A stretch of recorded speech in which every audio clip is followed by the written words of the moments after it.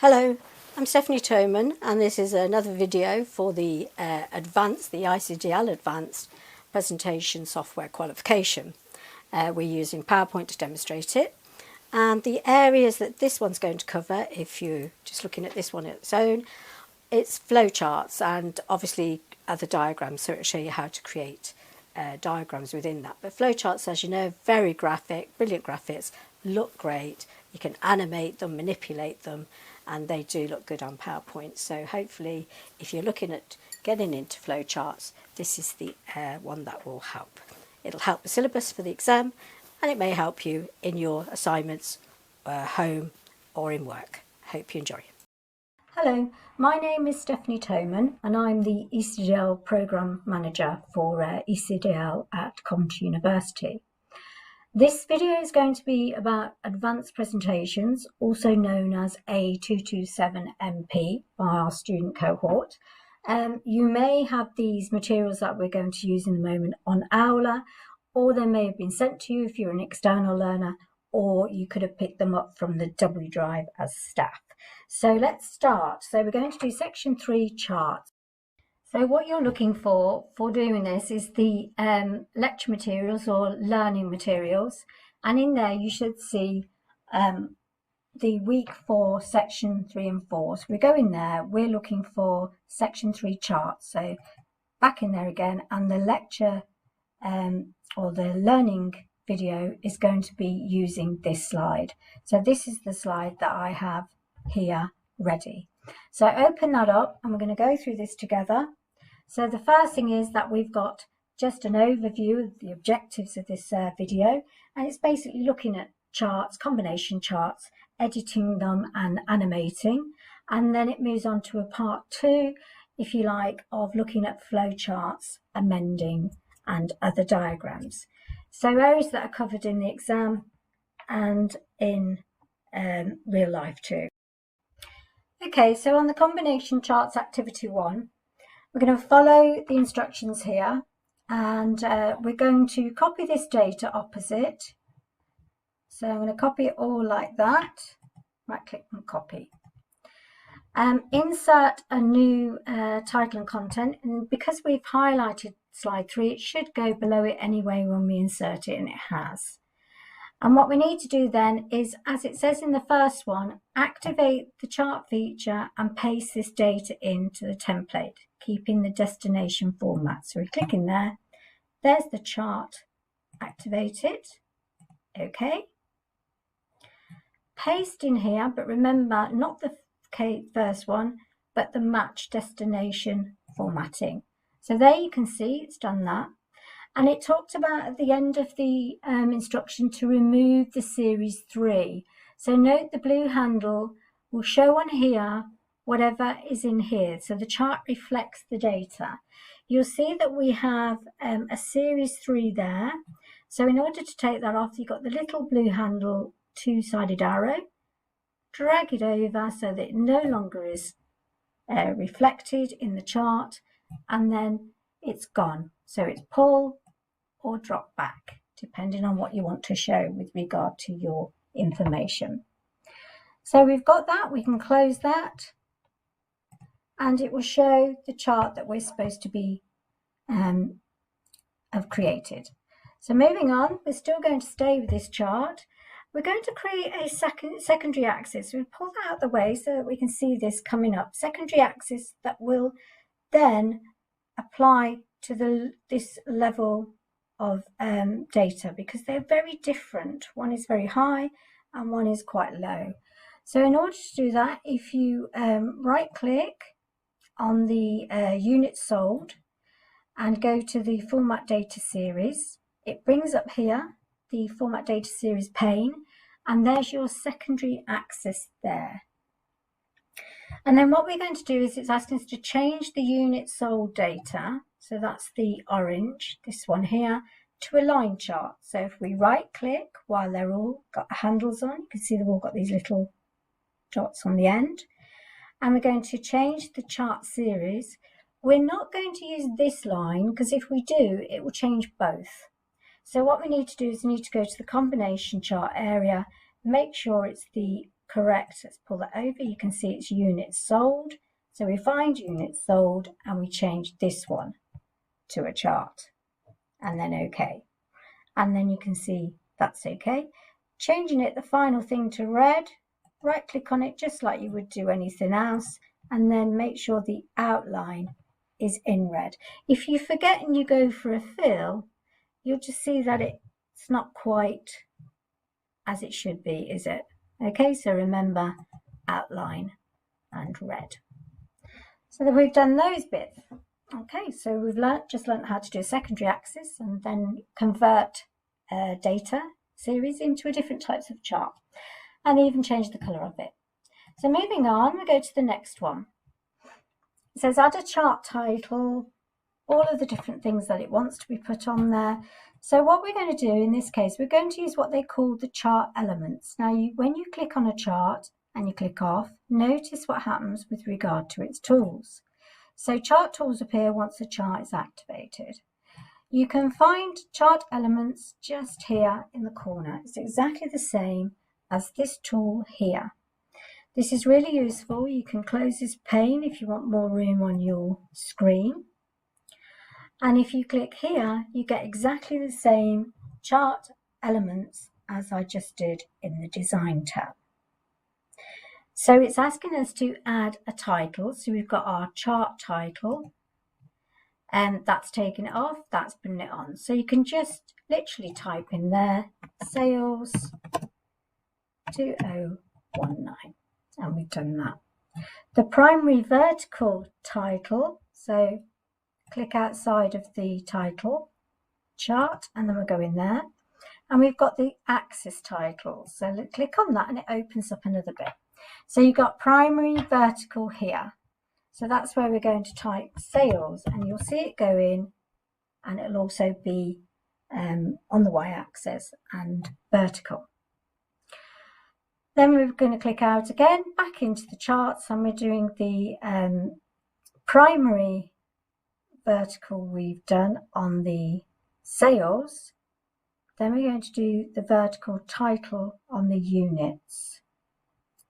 So vertical on this one.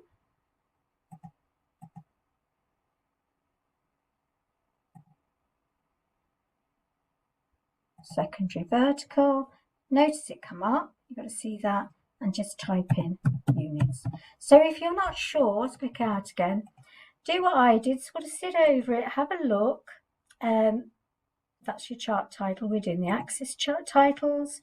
And you can start to see that if I went for that one, do you see how it's got axis title across the bottom above the series sales value? So it actually gives you a good idea of what's going on. If you need more information with regard to these vertical axes, etc., it does take you into an area where you can look at more things, okay? So there's always more options on these. So we've done that, and we've done that. So it's got a secondary axis on the line chart, and it's good. We've got a primary vertical on the sales. Have we got a primary vertical on the sales? Yes, we have. And we've got a chart title, so we're happy with that. So just be really careful in the exam that you cover those areas correctly. So it's easy, but it can get tricky. There's a lot going on. So this is what it should look like. Moving on. So we're going to be now looking at editing charts. So you can edit the whole chart, single data series, scale, vertical scales, intervals between the numbers, the way the figures are displayed, labels and legends. Ooh, let's have a look at this and see what we've got. So this one, editing charts, activity 1. So on the sales axis, change the minimum to 10,000 and change the maximum to 25,000 and use the hundreds label. So it's the sales axis, which is this. We right click it, we can get into the axis formatting area, so we can change it. So format axis brings up the pane on the side, and we've got a minimum in here of 1090 make sure that your number lock's on, just like me, otherwise nothing will happen. And that always tends to happen in things like exams, doesn't it? Because you're not concentrating on that sort of thing. In here, we've got 25, so let's just change that to that. We want it to use the hundreds label. There's a label displays here. And I think that's it. Okay, so we can see that it's all there. And then close that down. Let's go to the next one. Oops. Push down. And there you can see that they look exactly the same. See how these have changed? The hundreds has gone in there, and the units, you can see that those changed. That's the maximum of things we use, and everything else stays the same. So if you look at the one the way that your chart should look, this is what should be going on with it. It should have those elements. The next part we're going to do is display the sales axis to display its currency with a pound symbol and 0 decimal places. So it wants these figures here to be different, to be displayed differently. So right click again, go into format axis. Now this time we're dealing with numbers, just as you would in spreadsheets, the way that you deal with the different types of formatting you can do, currency, etc. So if you've got the category here, you've got a currency there, which it wants. It does a pound symbol by default here. And there's decimal places is by default 2 because it's currency, but we only want 0. So it's this area here under the number. You have to drop it down in order to see it, and you could have to scroll down a little bit as well, just to see what it's going to look like.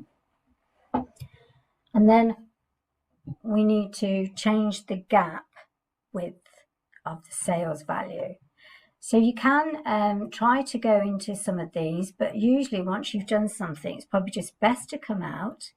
And then if you right click on the actual data series sales and go into format data series, that way you come into the right areas. So sometimes trying to find your way through the task pane can take too long. It's not as efficient. So what you can do is then do your gap width, and you could do it at 75%. And your series overlap is in here as well.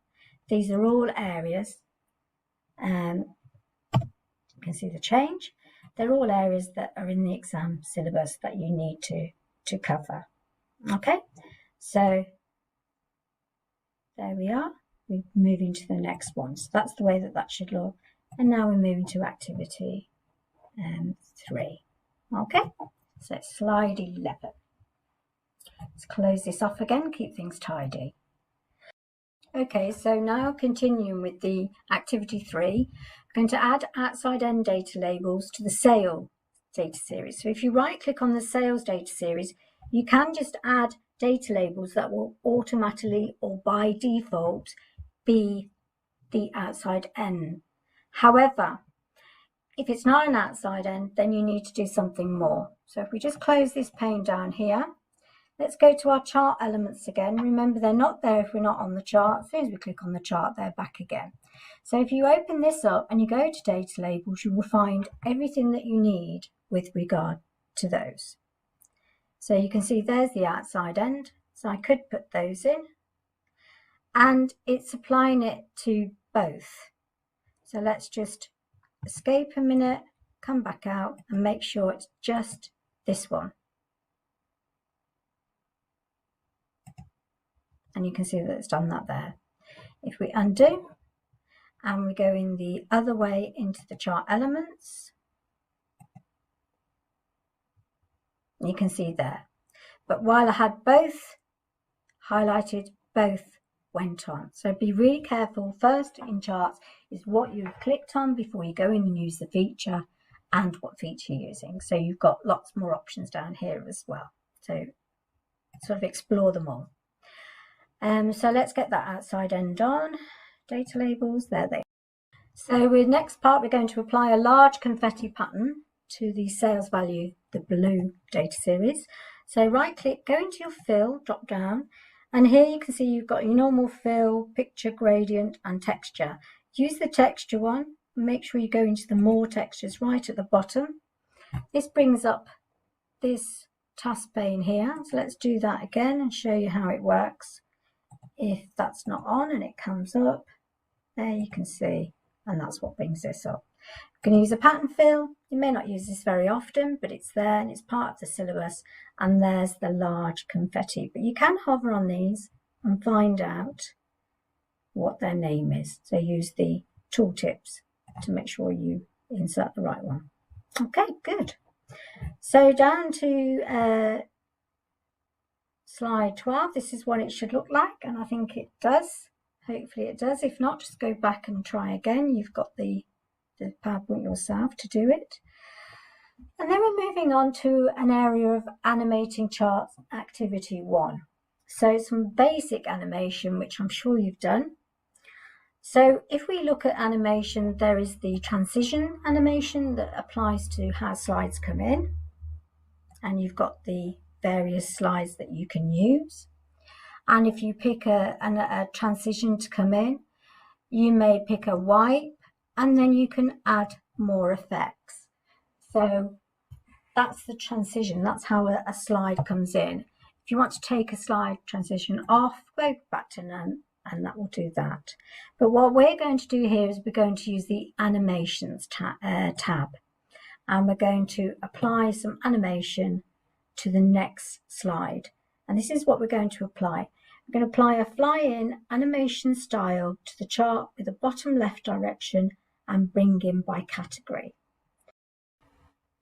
So we're going to delete the line chart data series, and just click on it and use the delete key. And then what we're going to do is going to apply, if you click on one data series, they all are highlighted. You can see they've got the handle on. Remember, 2 single clicks isolates one, but we're not going to do that. Click away, click on one, and they all become highlighted with handles. So our animation tab here, we've got a fly-in. There it is there. We've got another effect other than the fly-in. There's the drop down of the fly-in. Let's close this pane and let's bring up the animation pane so we can see what we're animating. There's my first one there. If I hover on it, it says it's fly-in. But we're going to do a little bit more than that. We're going to do a fly-in bottom left. So we're going to add some more effects. There we go. And then we're going to do by category. So it's going to come in by category there. Okay, good. And we get a quick preview of it. And you can see the different animations. If you drop down expand the contents there in the task pane, you can see them all there. And each of the areas, including the frame, has had an animation applied to it. Okay, so we've done that. And what should happen is when you run it, if you go into PowerPoint series, let's just bring this over here. Click again and you can see how that comes in. Escape, and then you're back to your PowerPoint again. Okay, so if we look at this one, completed chart should look like this now. Let's have a go at running it again. Close the animation pane, click on there. I can switch so that you can see the presenter one. This comes in first. There you go. There you go. Okay, and carry on, and it takes you to the next slide. Escape. Okay, so good. That should have worked. If it doesn't, remember, just go back and watch the video and try again in your own time. You've got the PowerPoint to do it with. The next area we're going to do are flowcharts. This is also part of the syllabus for advanced presentations. So flowcharts that you can create yourself, and then also predefined ones that are very graphic, good graphics as well. They look very good in a lot of presentations, and you can use them in other areas as well, like Visio, or import them into PowerPoint from Visio. So it's a really good area to do. So the first thing I would like you to do is actually have a go at creating something like this yourself. So in a sense, you could even get a new PowerPoint. So I could just go and get a new PowerPoint, click on it, and then I could have view, and I could maybe, if you follow me and you arrange all, you will then get your two PowerPoints together. So let me just do that again. So you've got your PowerPoint open here. I got my new from here, but you can do a new from here as well. Just a plain blank one. And then go to view and arrange all, and it splits them together. So we'd need a blank PowerPoint presentation to do that one. So if we used a blank, make sure that when you're on the home, you pick a blank. It just makes life a little bit easier. So then what you can do is, what I've used in here is different flowchart shapes, and then I've put some connectors between them with arrows, and it also gives you little tips like holding the shift key will keep a line straight, and you can grab them all and right click and group them as one picture, so that if you were moving them from one application to another, you could do it all as one, and then you can ungroup and change things again individually with detail. So if you go into the insert menu, if we do this on the plain one, and into the shapes drop down, you will see the flowchart icons here, and you could use the other stuff as well. But it talks about the first one, which is the terminator, which I know sounds a very odd, but there it is there, the flowchart terminator. So you would select the shape and then draw it out onto your slide. And then you can type straight into these and continue. So the next thing we need is an arrow. So if you go back into the shapes, you can see that now it's turned slightly different. We're in the format tab. There's an arrow. You could hold the shift, like I said, and draw it down. And then what you can do is you can even change the arrow type. You've got some stuff going up here, but if you right click, you can do the outline in black, and you can also, if you right click and go into format shape, you can change the end of the arrow as well. You might not be able to see that very well, but if we go up a little bit, you can start to see how it's going. And then you could shorten it if you felt, use your shift again to make sure it stays straight.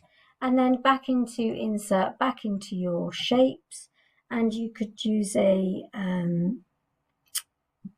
diamond shape. They've all got names, but you can decide yourself. And then you just sort of draw it out and place it with a four-sided arrow. And notice how it sort of snaps, so you can see how it's connected up to the arrow in the right place. And once again, you can type in.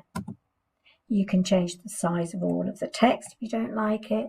You can click on it, and then remember, because we moved to the format tab, you've got lots of styles, nice styles and graphics in here for colours, and they're quite good in that they have like a bit of an embedded look, and beveled even, and you can start to make something look very good. So have a go at that in your own time, just so you get a feel. Notice the connector, there are different shapes, so you may be using these types of arrow, block arrows, or the connectors up here. This is what I've used. You've got this type as well, where you can sort of do your own thing. So there's lots of things that you can have a go. So remember that. If you're grouping things, let's just group these three things. So 1, shift, 2, 3, and even the arrow in the middle, 4. Then if you right click and go to group, you will be able to group it as one object. Then you can move it and do whatever you wish. If you want to then ungroup it, you just right click, make sure in the middle, make sure you get the grouping coming up. That's the place. So notice if I do it there, I get the grids on the guides. Here, I'm actually getting the colours and numbering and stuff like that. If I go into the right place, which could be on the edge of the group, and there it is. So notice that will bring up the grouping. You can ungroup. If you click there, you're going to get a different format shape. It's probably what it's getting at. And then if you can do different colours and things, if you're there, you get the grids and guides. So make sure you're on the edge, group and group, and now they become separate. Okay, so if we look at the next slide, slide 19, just minimize this so you can see a bit better, and you can see how it started and how you build it up into your own. So have a little go at that, make sure you've got those skill sets, and in case it will come up in the exam that you need to do that.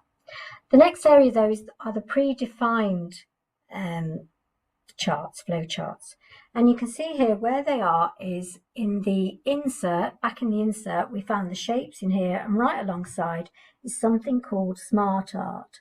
So Smart Art, this activity is asking us to use this feature, and we're going to insert the following chart and insert a basic process Smart Art shape.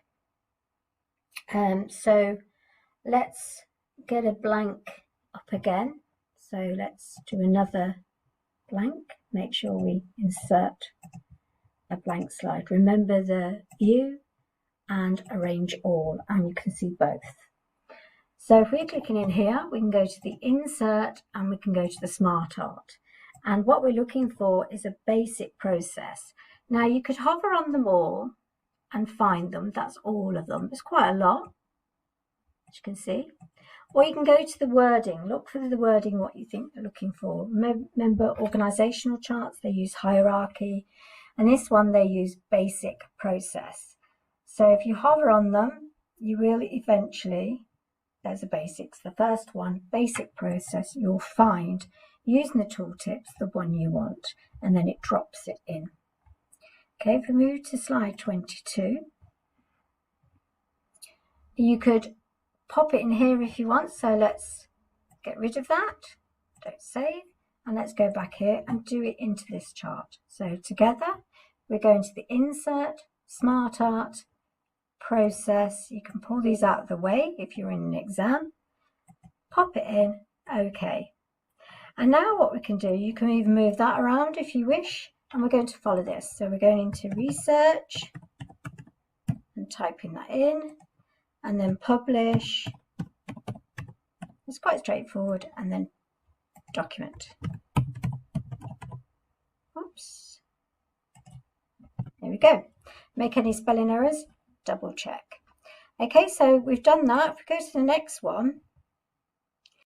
So in this one, they're asking us to move things around, you know, the same way if you did basic PowerPoint, you did demoting and promoting.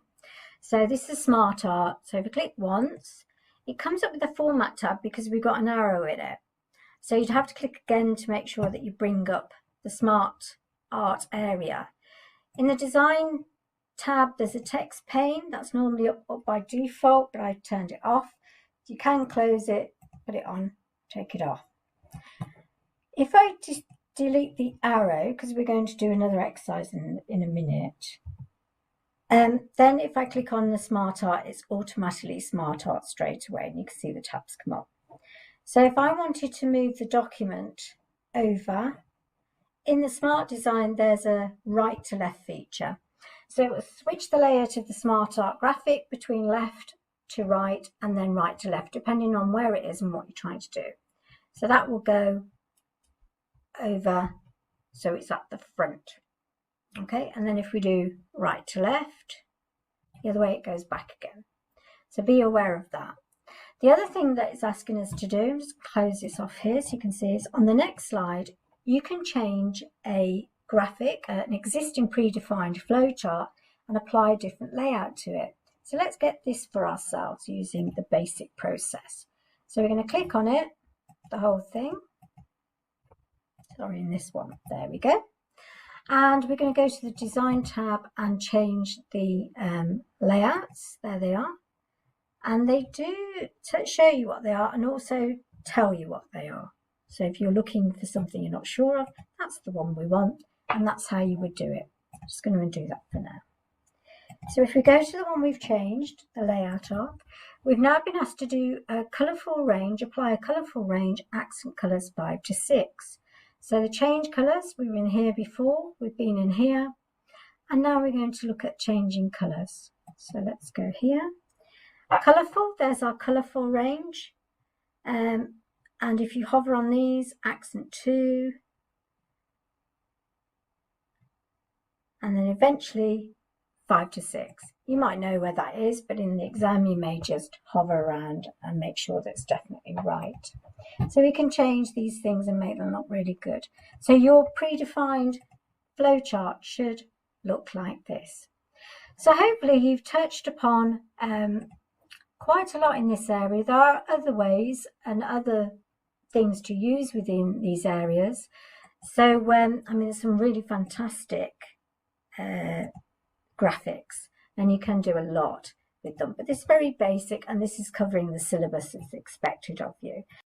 The next video I'm going to do is the weekly revision that covers the charts and flowcharts area, and that's going to be questions 11 to 13. So if you need to look at it, you'll find that in the same area within the weekly revision folder. Thank you.